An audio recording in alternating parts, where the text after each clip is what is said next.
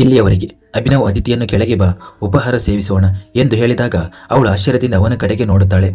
ನಾವು ನಿಜವಾಗಿಯೂ ಕೆಳಗೆ ಹೋಗುತ್ತೇವೆಯೇ ಎಂದು ಅವಳು ಉತ್ಸಾಹದಿಂದ ಕೇಳುತ್ತಾಳೆ. ಇಂದಿನಿಂದ ನೀನು ಉಪಹಾರ, ಮಧ್ಯಾಹ್ನದ ಊಟ ಮತ್ತು ರಾತ್ರಿಯ ಊಟ ಮೂರನ್ನು ಎಲ್ಲರೊಂದಿಗೆ ಕುಳಿತು ಕೆಳಗೆ ಮಾಡುತ್ತೀಯ. ಆದರೆ ಅದರ ನಂತರ ಸುಮ್ಮನೆ ಈ ಕೋಣೆಗೆ ಹಿಂದಿರುಗಬೇಕು ಮತ್ತು ಇಲ್ಲಿಂದ ಹೊರಗೆ ಹೋಗಬಾರದು ಎಂದು ಅಭಿನವ್ ಹೇಳಿದಾಗ ಅದಿತಿಯ ಮುಖ ಮತ್ತೊಮ್ಮೆ ಕುಗ್ಗಿತು.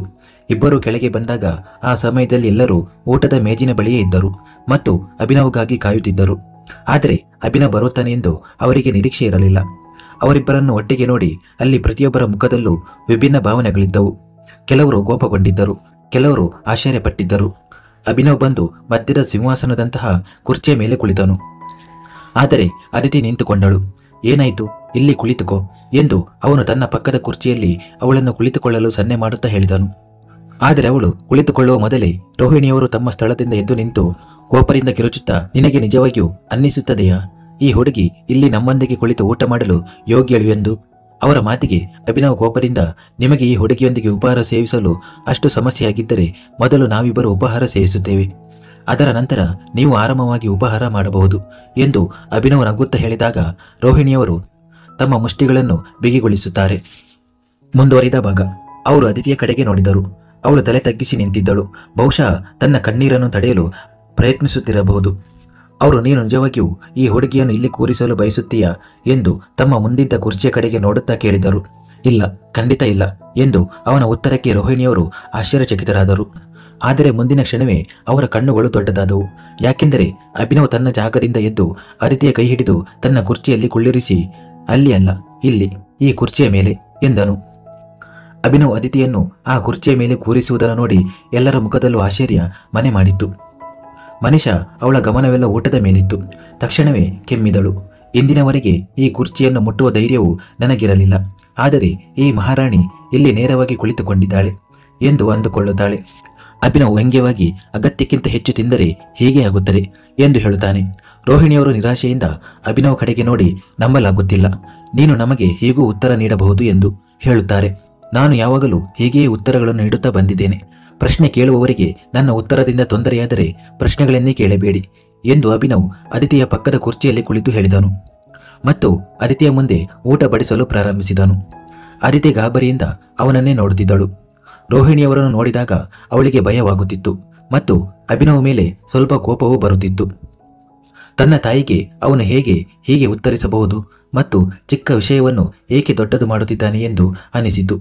ಅವರಿಗೆ ತನ್ನಿಂದ ಅಷ್ಟೊಂದು ಸಮಸ್ಯೆಯಾದರೆ ಅವಳನ್ನು ಇಲ್ಲಿಂದ ಕಳುಹಿಸಿಕೊಡಲಿ. ಅವಳು ಗೌರವಯುತವಾದ ಜೀವನವನ್ನು ನಡೆಸಲು ಬಯಸುತ್ತಾಳೆ. ಅದನ್ನು ಎಲ್ಲಿಯಾದರೂ ಇದ್ದು ಸಾಧಿಸಿಕೊಳ್ಳುವಳು. ಯಾವುದಾದರೂ ಸಣ್ಣ ಪುಟ್ಟ ಕೆಲಸ ಮಾಡಿಕೊಂಡು ತನ್ನ ಓದನ್ನು ಪೂರ್ಣಗೊಳಿಸಿಕೊಳ್ಳುವವಳು.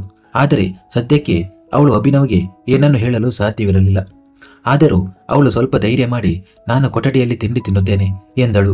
ಯಾರಾದರೂ ನಿನ್ನ ಅಭಿಪ್ರಾಯವನ್ನು ಕೇಳಿದ್ರಾ ಎಂದು ಅಭಿನವ್ ಕೋಪದಿಂದ ಅವಳ ಕಡೆಗೆ ನೋಡುತ್ತಾ ಹೇಳಿದಾಗ ಅವಳು ಮತ್ತೆ ತಲೆ ತಗ್ಗಿಸಿ ಸುಮ್ಮನೆ ತಿಂಡಿ ತಿನ್ನಲು ಪ್ರಾರಂಭಿಸಿದಳು. ರೋಹಿಣಿಯವರು ಕೂಡ ತಮ್ಮ ಕೋಪವನ್ನು ನಿಗ್ರಹಿಸಿಕೊಂಡು ಅಲ್ಲಿಯೇ ಕುಳಿತರು. ಹರ್ಷನ ಮುಖದ ಮೇಲೆ ಅಭಿನವನನ್ನು ನೋಡಿದಾಗ ವಿಚಿತ್ರವಾದ ಕೋಪವಿತ್ತು. ಆದರೂ ಅವನು ಸುಮ್ಮನೆ ತಿಂಡಿ ತಿನ್ನಲು ಪ್ರಾರಂಭಿಸಿದನು. ತಿಂಡಿ ಮುಗಿದ ನಂತರ ಅಭಿನವ್ ತನ್ನ ಜಾಗದಿಂದ ಎದ್ದಾಗ ಅದಿತಿಯು ಅವನೊಂದಿಗೆ ನಿಂತಳು.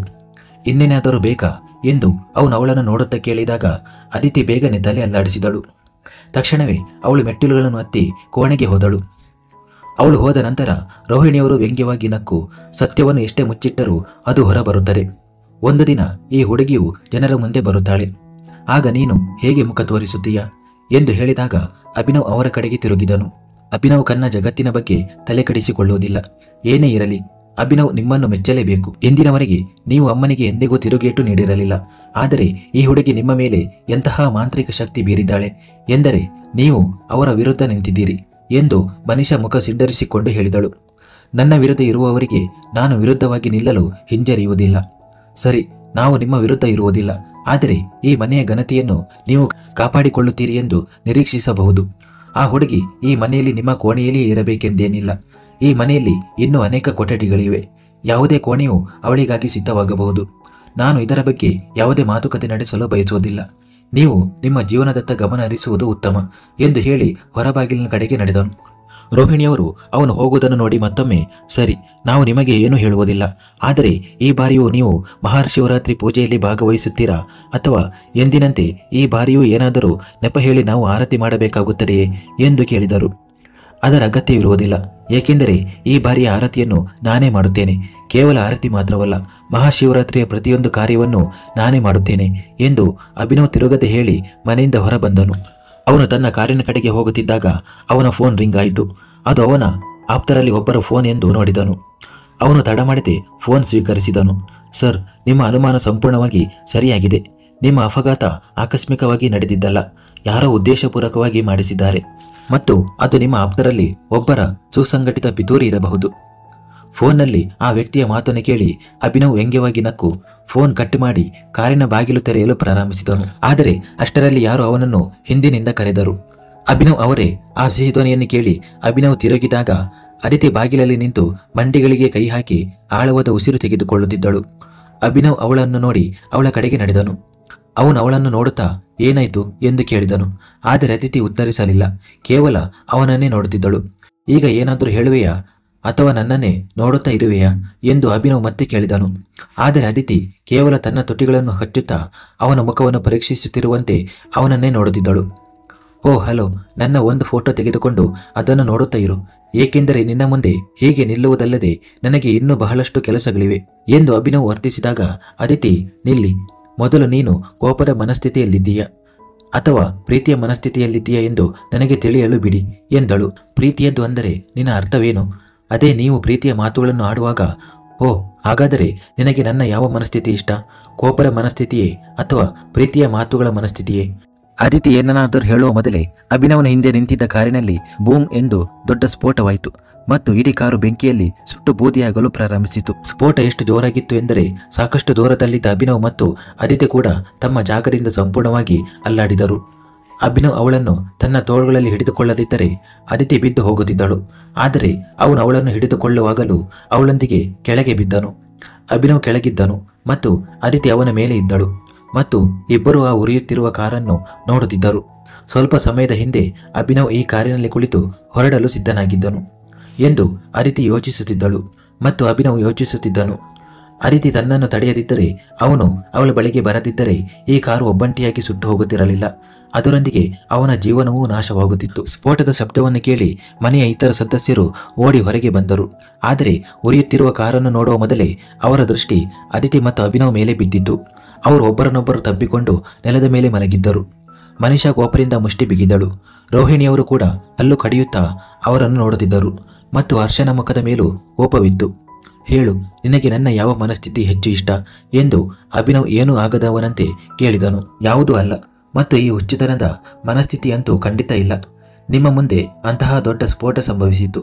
ನಿಮ್ಮ ಪ್ರಾಣ ಹೋಗಬಹುದಿತ್ತು, ನಿಮಗೇನಾದರೂ ಆಗಬಹುದಿತ್ತು ಮತ್ತು ನಿಮಗೆ ಈಗಲೂ ನಿಮ್ಮ ಮನಸ್ಥಿತಿಯ ಚಿಂತೆಯೇ ಎಂದು ಅದಿತಿ ಕೇಳುತ್ತಾಳೆ. ನನಗಲ್ಲ, ನನಗಿಂತ ನಿನಗೆ ಹೆಚ್ಚು ಚಿಂತೆಯಾಗಿದೆ ಎಂದು ಅವನು ಹೇಳುತ್ತಾನೆ. ಹೌದು, ಹಾಗಾದರೆ ನಾನು ಏನು ಮಾಡಲಿ? ಕೆಲವೊಮ್ಮೆ ಸಂಪೂರ್ಣವಾಗಿ ಬೆಂಕಿಯ ಚೆಂಡಾಗಿ ಬಿಡುತ್ತೀರಿ, ಕೆಲವೊಮ್ಮೆ ಐಸ್ ಕ್ರೀಮ್ನಂತೆ ಕರಗಲು ಪ್ರಾರಂಭಿಸುತ್ತೀರಿ. ನೀನು ಕೂಡ ಕರಗುತ್ತೀಯ.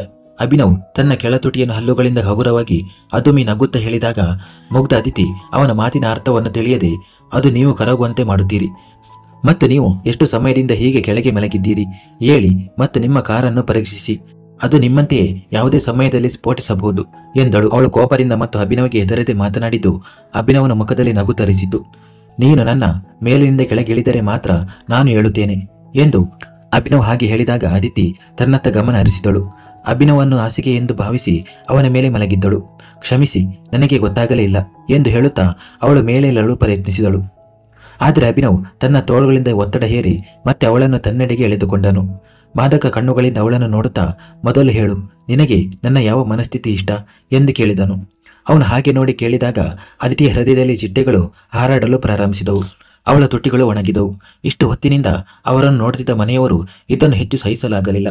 ಆಗ ರೋಹಿಣಿಯವರು ಜೋರಾಗಿ, ಆಗಬೇಕಾಗಿದ್ದ ಅಪಘಾತ ಆಗಿ ಹೋಗಿದೆ. ಈಗ ಇಲ್ಲಿ ಹೀಗೆ ಮಲಗುವುದರಿಂದ ಏನೂ ಪ್ರಯೋಜನವಿಲ್ಲ. ಇಲ್ಲಿ ನೂರಾರು ನೌಕರರಿದ್ದಾರೆ, ಸ್ವಲ್ಪವಾದರೂ ಗಮನ ಕೊಡಿ ಎಂದರು. ಅವರ ಕಠಿಣ ಧ್ವನಿಯನ್ನು ಕೇಳಿದ ಅದಿತಿ ಅವರ ಕಡೆ ನೋಡಿದಳು. ಆದರೆ ಅವರು ಮುಖ ಸಿಂಡರಿಸಿಕೊಂಡು ಅವಳನ್ನು ನೋಡುತ್ತಾ ಒಳಗೆ ಹೋದರು. ಅವರೊಂದಿಗೆ ಮನಿಷಾ ಮತ್ತು ಹರ್ಷ ಕೂಡ ಹೋದರು. ಅದಿತಿ ಮತ್ತೊಮ್ಮೆ ಏಳಲು ಪ್ರಯತ್ನಿಸಿದಳು. ಆದರೆ ಈ ಬಾರಿ ಅಭಿನವ್ ಅವಳನ್ನು ಇನ್ನಷ್ಟು ಬಿಗಿಯಾಗಿ ಹಿಡಿದುಕೊಂಡನು. ಮೊದಲು ನನ್ನ ಪ್ರಶ್ನೆಗೆ ಉತ್ತರಿಸು. ನಿನಗೆ ನನ್ನ ಯಾವ ಮನಸ್ಥಿತಿ ಇಷ್ಟ ಎಂದನು. ಯಾವುದೂ ಅಲ್ಲ. ಈ ಹುಚ್ಚುತನದ ಮನಸ್ಥಿತಿಯಂತೂ ಖಂಡಿತ ಇಷ್ಟವಿಲ್ಲ ಎಂದು ಅದಿತಿ ಹೇಳಿ ಈ ಬಾರಿ ತಟ್ಟನೆ ಎದ್ದು ನಿಂತಳು. ಅಭಿನವ್ ಕೋಪದಿಂದ ಅವಳನ್ನು ನೋಡಿದನು. ಆದರೆ ಅವನು ಅವಳ ಕಡೆಗೆ ಹೋಗುವ ಮೊದಲೇ ಅದಿತಿ ಮನೆಯೊಳಗೆ ಓಡಿ ಹೋದಳು ಮತ್ತು ನಂತರ ಮುಂದಿನ ಕ್ಷಣವೇ ಹೊರಗೆ ಬಂದು ನೆಲದಿಂದ ಏನನ್ನಾದರೂ ಎತ್ತಿಕೊಂಡು ಒಣಗುತ್ತಾ ಅಭಿನವ್ ಕಡೆಗೆ ನೋಡಿ ಹಿಂತಿರುಗಿದಳು. ಅಭಿನವನ ಕೋಪಗೊಂಡ ಮುಖ ಮತ್ತೊಮ್ಮೆ ನಗುವಿನಿಂದ ಆವರಿಸಿಕೊಂಡಿತು. ಆದರೆ ಮುಂದಿನ ಕ್ಷಣವೇ ಆ ನಗು ಮಾಯವಾಯಿತು. ತನ್ನ ಎದುರು ಉರಿಯುತ್ತಿದ್ದ ಕಾರನ್ನು ನೋಡಿದಾಗ ನೌಕರರು ನೀರು ಸುರಿದು ಬೆಂಕಿಯನ್ನು ನಂದಿಸಿದ್ದರು. ಅವನ ಕಣ್ಣುಗಳಲ್ಲಿ ಈಗ ಭೀಕರ ಕೋಪವಿತ್ತು. ಬೆಂಕಿ ತಾನಾಗಿ ಹತ್ತಿಕೊಂಡಿಲ್ಲ, ಹತ್ತಿಸಲಾಗಿತ್ತು. ಆದರೆ ಅಭಿನವ್ ಖನ್ನಾನ ಉದ್ದೇಶಗಳಿಗಿಂತ ಬಲವಾದ ಅವನ ಉಸಿರುಗಳು. ಅವುಗಳನ್ನು ಕಸಿಯುವುದು ಒಬ್ಬಿಬ್ಬರ ಕೆಲಸವಲ್ಲ ಎಂದನು. ಅವನ ಚಾಲಕ ಎದುರೇ ನಿಂತಿದ್ದನು. ಅವನು ಸನ್ನೆ ಮಾಡಿದಾಗ ಚಾಲಕ ಬೇಗನೆ ಮತ್ತೊಂದು ಕಾರನ್ನು ತಂದನು. ಆ ಉರಿಯುತ್ತಿರುವ ಕಾರನ್ನು ನೋಡಿ ವ್ಯಂಗ್ಯವಾಗಿ ನಗುತ್ತಾ ಅಭಿನವ್ ಖನ್ನಾ ವಿಲ್ಲಾದಿಂದ ಹೊರಟು ಹೋದನು.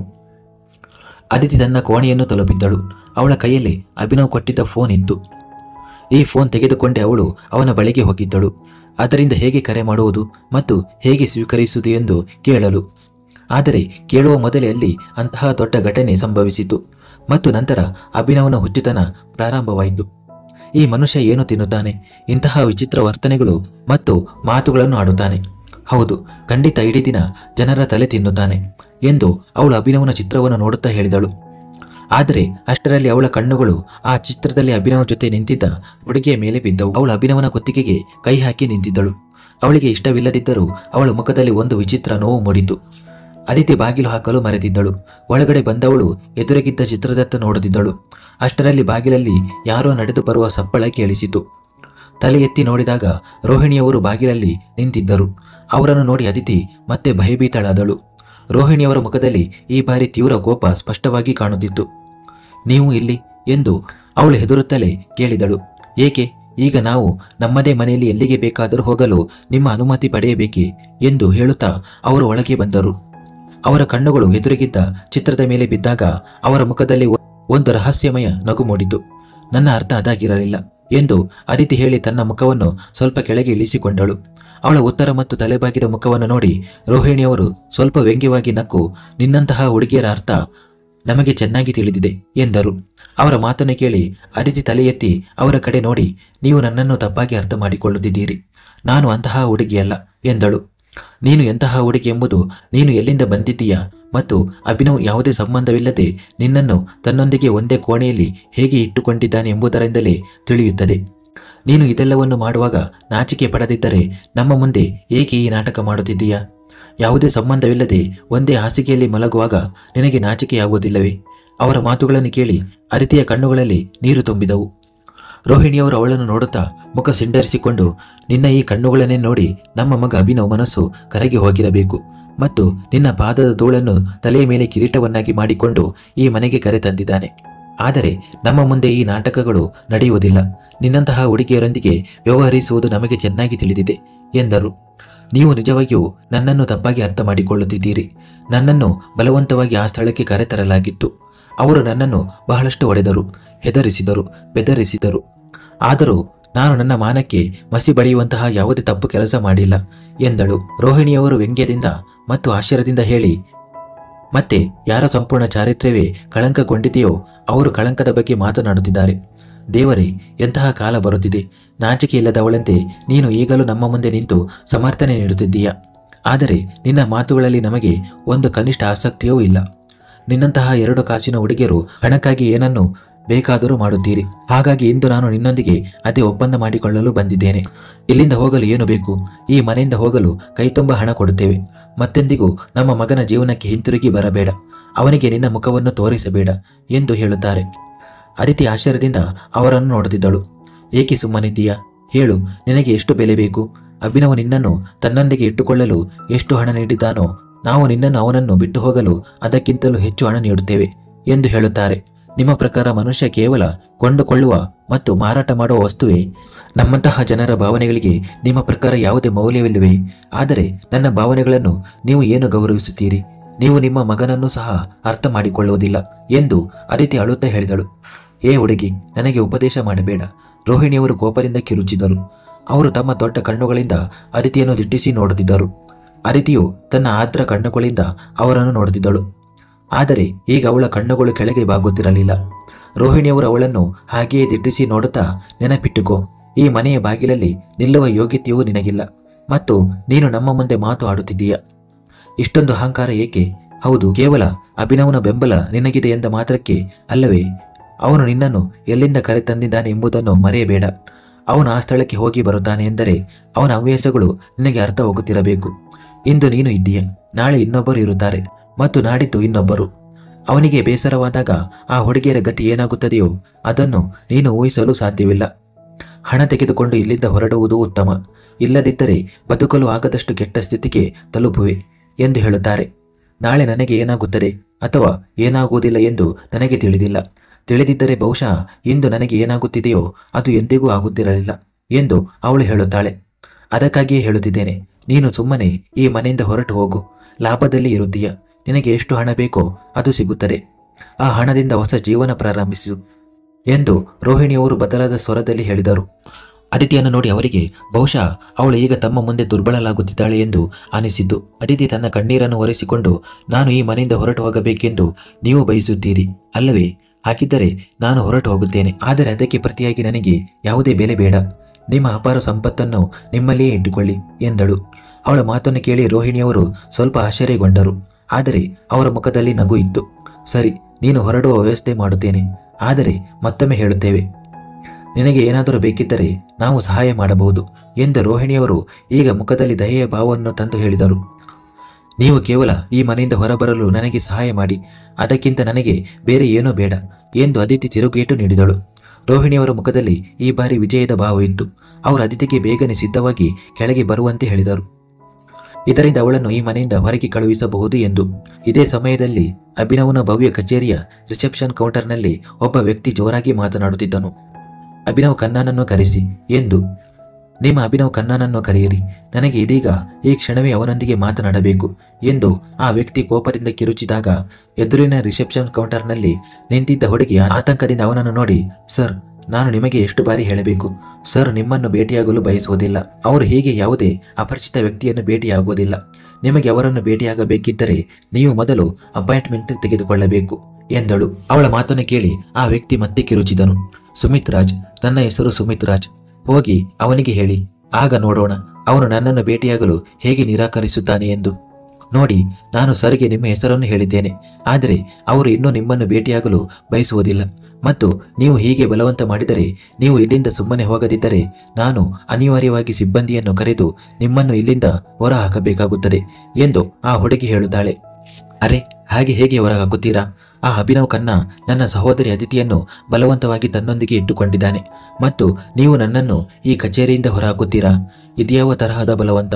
ಸುಮಿತ್ ಹಾಗೆ ಹೇಳುತ್ತಿದ್ದಂತೆಯೇ ರಿಸೆಪ್ಷನ್ ಕೌಂಟರ್ನಲ್ಲಿ ಇರಿಸಿದ್ದ ಫೋನ್ ರಿಂಗ್ ಆಯಿತು. ಅದನ್ನು ಕೇಳಿದ ನಂತರ ಆ ಹುಡುಗಿ ಸುಮಿತ್ನನ್ನು ಕರೆದುಕೊಂಡು ಅಭಿನವನ ಕ್ಯಾಬಿನ್ ಕಡೆಗೆ ನಡೆದಳು. ಸುಮಿತ್ ಕ್ಯಾಬಿನ್ಗೆ ಪ್ರವೇಶಿಸುತ್ತಿದ್ದಂತೆ ಅವನ ಕಣ್ಣುಗಳು ಅಗಲವಾದವು. ಅವನು ತನ್ನ ದೊಡ್ಡ ಕಣ್ಣುಗಳಿಂದ ಅಷ್ಟು ಭವ್ಯವಾದ ಕಚೇರಿಯನ್ನು ನೋಡಿದನು. ಹೇಳು, ಏನು ಹೇಳಲು ಬಯಸುತ್ತೀಯಾ? ಅಭಿನವನ ಕಠಿಣ ಧ್ವನಿ ಅಲ್ಲಿ ಪ್ರತಿಧ್ವನಿಸಿತು. ಆಗ ಸುಮಿತ್ನ ಮುಖದ ಮೇಲೆ ಮತ್ತೆ ಕೋಪ ಮೂಡಿತು. ಅಭಿನವ್ ಎದುರಿನ ಕುರ್ಚಿಯಲ್ಲಿ ಕುಳಿತಿದ್ದನು. ಸುಮಿತ್ ಬೇಗನೆ ಅವನ ಕಡೆಗೆ ಬಂದು ಅವನ ಕೊರಳ ಪಟ್ಟಿಯನ್ನು ಹಿಡಿದು, ನನ್ನ ತಂಗಿ ಅದಿತಿ ಎಲ್ಲಿದ್ದಾಳೆ ಮತ್ತು ನೀನು ಅವಳೊಂದಿಗೆ ಏನು ಮಾಡಿದ್ದೀಯಾ? ನನಗೆ ಇದೀಗ ಈ ಕ್ಷಣವೇ ನನ್ನ ತಂಗಿಯನ್ನು ಭೇಟಿಯಾಗಬೇಕು. ನಡೆ, ಇದೀಗಲೇ ನನ್ನನ್ನು ಅವಳ ಬಳಿಗೆ ಕರೆದುಕೊಂಡು ಹೋಗು ಎಂದನು. ಅವನ ಮಾತುಗಳನ್ನು ಕೇಳಿಯೂ ಅವನ ವರ್ತನೆಯನ್ನು ನೋಡಿದರೂ ಅಭಿನವನ ಮುಖದಲ್ಲಿ ಒಂದು ಸಣ್ಣ ನಗು ಇತ್ತು. ಆದರೆ ಮುಂದಿನ ಕ್ಷಣವೇ ಕೋಪದಿಂದ ನಡುಗುತ್ತಿದ್ದ ಅವನ ಮುಖದಲ್ಲಿ ರಾಕ್ಷಸನ ಮುಖದ ಛಾಯೆ ಕಾಣಿಸತೊಡಗಿತು. ಅವನು ತನ್ನ ಕೈಗಳನ್ನು ಸುಮಿತ್ನ ಕೈಗಳ ಮೇಲೆ ಇರಿಸಿ ಅವುಗಳನ್ನು ತನ್ನ ಕೊರಳ ಪಟ್ಟಿಯಿಂದ ದೂರ ಮಾಡಿದನು. ಸುಮಿತ್ನ ಕೈಗಳು ಕೆಳಗೆ ಬರುವಾಗ ಮೂಳೆಗಳು ಹೊರಬರುವಂತಿತ್ತು. ಯಾವ ತಂಗಿಗಾಗಿ ನೀನು ಇಂದು ಕಿರುಚಾಡುತ್ತಿದ್ದೀಯೋ, ನೀನು ನಿಜವಾಗಿಯೂ ಆ ತಂಗಿಯ ನಿಜವಾದ ಸಹೋದರನಾಗಿದ್ದರೆ ಅವಳು ಇಂದು ನನ್ನ ಬಳಿ ಇರುತ್ತಲೇ ಇರಲಿಲ್ಲ. ಒಬ್ಬ ಸಹೋದರನ ಕರ್ತವ್ಯವನ್ನು ನಿಭಾಯಿಸಿದ್ದರೆ ಇಂದು ನಿನಗೆ ಹೀಗೆ ನಾಯಿಗಳಂತೆ ಬೊಗಳಬೇಕಾದ ಅಗತ್ಯವಿರುತ್ತಿರಲಿಲ್ಲ ಎಂದು ಅಭಿನವ್ ಹೇಳಿದನು. ಮತ್ತು ಮುಂದಿನ ಕ್ಷಣವೇ ಒಂದು ತಳ್ಳುವಿಕೆಯೊಂದಿಗೆ ಸುಮಿತ್ ನೆಲದ ಮೇಲೆ ಬಿದ್ದನು. ಸುಮಿತ್ ಕೋಪದಿಂದ ಅಭಿನವನನ್ನು ನೋಡುತ್ತಾ ನೆಲದಿಂದ ಎದ್ದು ನಿಂತು, ಅವಳು ನನ್ನ ತಂಗಿ, ನಾನು ಏನು ಬೇಕಾದರೂ ಮಾಡಬಹುದು, ಅದರಿಂದ ನಿನಗೆ ಏನು ಸಂಬಂಧ ಎಂದನು. ಅವಳು ನಿನ್ನ ತಂಗಿ ಆಗಿದ್ದಳು. ಈಗ ಅವಳ ನೆರಳಿನ ಮೇಲೂ ನಿನ್ನ ನೆರಳು ಬೀಳಲು ನಾನು ಬಿಡುವುದಿಲ್ಲ ಎಂದು ಅಭಿನವ್ ಆರಾಮವಾಗಿ ತನ್ನ ಕುರ್ಚಿಯಲ್ಲಿ ಕುಳಿತು ಹೇಳಿದನು. ನನ್ನ ತಂಗಿ ಇಷ್ಟು ಅದ್ಭುತವಾಗಿದ್ದಾಳೆ ಎಂದು ನನಗೆ ಗೊತ್ತಿರಲಿಲ್ಲ. ಅವಳಿಗಾಗಿ ಯಾರಾದರೂ ಈ ಮಟ್ಟಿಗೆ ಹುಚ್ಚರಾಗಬಹುದು. ಅದು ಕೂಡ ಇಡೀ ಜಗತ್ತೇ ಯಾರ ಸುತ್ತ ಸುತ್ತುತ್ತದೆಯೋ ಅಂತಹ ವ್ಯಕ್ತಿ ಎಂದು ಸುಮಿತ್ ನಾಚಿಕೆಯಿಲ್ಲದೆ ಹೇಳಿ ನಗಲು ಪ್ರಾರಂಭಿಸಿದನು. ಆದರೆ ಅವನ ನಗುವನ್ನು ನೋಡಿ ಅಭಿನವನ ಮುಷ್ಟಿಗಳು ಬಿಗಿಯಾದವು. ನಾಯಿ ಯಾವಾಗಲೂ ನಾಯಿಯೇ ಆಗಿರುತ್ತದೆ, ಒದ್ದು ಒಡೆದರೂ ಬೊಗಳುವುದನ್ನು ಬಿಡುವುದಿಲ್ಲ ಎಂದು ಅಭಿನವ್ ಹೇಳಿ ತನ್ನ ಕುರ್ಚಿಯಿಂದ ಎದ್ದು ನಿಂತನು. ಅವನ ಮಾತನ್ನು ಕೇಳಿ ಸುಮಿತ್ ನಕ್ಕು, ನಿನಗೆ ತುಂಬ ಕೋಪ ಬರುತ್ತಿದೆ, ಏನಿದು? ಅವಳು ಅಷ್ಟೊಂದು ಇಷ್ಟವಾದಳೆ. ಮೊದಲೇ ಗೊತ್ತಾಗಿದ್ದರೆ ನೇರವಾಗಿ ಅವಳನ್ನು ನಿನ್ನ ಬಳಿಯೇ ಕರೆತರುತ್ತಿದ್ದೆ. ಅವಳು ನನಗೆ ಕೇವಲ ಭಾರವಾಗಿದ್ದಳು. ಆದರೆ ಈಗ ಏನು ಮಾಡಲು ಸಾಧ್ಯವಿಲ್ಲ ಬಾಸ್. ಈಗ ಅವಳ ಡೀಲ್ ಎಲ್ಲಿ ಆಗಿದೆಯೋ ಅವಳು ಅಲ್ಲೇ ಇರಬೇಕಾಗುತ್ತದೆ ಎಂದನು. ಅವನ ಅಸಭ್ಯ ಮಾತುಗಳು ಅಭಿನವನ ಹೃದಯವನ್ನು ಸುಡುತ್ತಿದ್ದವು. ಆದರೂ ಅವನು ನಕ್ಕನು ಮತ್ತು ನಂತರ ಹಲ್ಲು ಕಡಿಯುತ್ತಾ, ಅವಳ ಬಗ್ಗೆ ಆಮೇಲೆ ಯೋಚಿಸು, ಮೊದಲು ನಿನ್ನ ಜೀವ ಉಳಿಯೋ ಗ್ಯಾರಂಟಿ ತೆಗೆದುಕೋ ಎಂದನು. ಅವನು ಇಷ್ಟು ಮಾತ್ರ ಹೇಳಿ ಒಂದು ಬೆಲ್ ಒತ್ತಿದನು. ಅದರ ನಂತರ ಎದುರಿನ ಗೋಡೆ ಮೇಲೆ ಅಳವಡಿಸಿದ್ದ ಗಾಜು 2 ಭಾಗಗಳಾಗಿ ಬೇರ್ಪಟ್ಟಿತು. ಒಳಭಾಗದಲ್ಲಿ ಕತ್ತಲನ್ನು ಹೊರತುಪಡಿಸಿ ಏನೂ ಕಾಣಿಸುತ್ತಿರಲಿಲ್ಲ. ಇದೇ ಸಮಯದಲ್ಲಿ ಅದಿತಿ ತನ್ನ ಕೋಣೆಯಲ್ಲಿ ನಿಂತಿದ್ದಳು. ಅವಳ ಕೈಯಲ್ಲಿ ಅಭಿನವ್ ಬೆಳಿಗ್ಗೆ ಕೊಟ್ಟಿದ್ದ ಫೋನ್ ಇತ್ತು. ನನಗೆ ಇದನ್ನು ಹೇಗೆ ಬಳಸಬೇಕೆಂದು ತಿಳಿದಿದ್ದರೆ ಕನಿಷ್ಠ ಒಂದು ಬಾರಿಯಾದರೂ ನಿಮ್ಮ ಧ್ವನಿಯನ್ನು ಕೇಳಬಹುದಿತ್ತು. ನಿಮ್ಮ ಉದ್ದೇಶಗಳು ಏನೆಂದು ನನಗೆ ತಿಳಿದಿಲ್ಲ. ಆದರೆ ಈ 2-3 ದಿನಗಳಲ್ಲಿ ನನಗೆ ತಿಳಿದಿರುವ ವಿಷಯವೇನೆಂದರೆ, ನೀವು ತೋರಿಸಿಕೊಳ್ಳುವಷ್ಟು ಕಲ್ಲು ಹೃದಯದವರಲ್ಲ. ನೀವು ನನ್ನನ್ನು ಆ ಕ್ರೂರತೆಯಿಂದ ರಕ್ಷಿಸಿದ್ದೀರಿ. ಆ ಕ್ರೂರತೆಯಲ್ಲಿ ಎಲ್ಲೋ ಒಂದು ಕಡೆ ನೀವು ಪಾಲುದಾರರಾಗಿದ್ದೀರಿ.